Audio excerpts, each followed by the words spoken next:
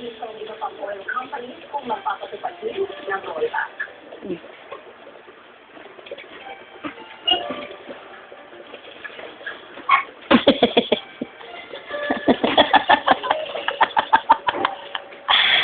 Saga ni Caro.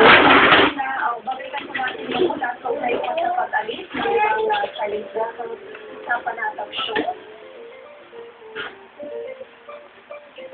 Kinumpirma po ila ng Department of Foreign Affairs pero sa ngayon po ay hindi po makapagbigay ng detalye si DFA spokesman Raul Hernandez na una na pong sinabi sa GMA News ni Robert Lutoy Hernandez, Lieutenant General Anthony Alcantara na dapat alas 6:30 kagabi nang bumalik sa mga Chinese fishing vessels kasamang isa sa dalawang maritime ships ng China. Hindi naman kinumpirma o isinanggi ni Alcantara na posibleng ng mga Chinese vessels ang mga nakitang paklobo at iba pang Hand versus somebody. fishing vessel. Nananatili sa Panatag Show.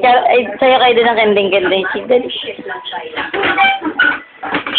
Para sa iba pang balita mag-log on sa www.gmanews.tv o i-follow ang GMA News sa Twitter at Facebook. Wala sa tahanan ng katotohanan. Lawlaw na lawlaw. Every day, take Centrum, complete with all the vitamins and minerals your body needs to help give you energy, immunity, and much more. Your best every day. Centrum, complete from A to Z. This edition of GMA Flash Report is brought to you by Sunday. Salamat sa lahat ng pagkakas. Ang magandang pagkakas na pag-ilang ko mong malasakit at mamahal na pinagkalooban sa akin. Tulong ko na rin. Ang may ilang siguro alam naman ko alam.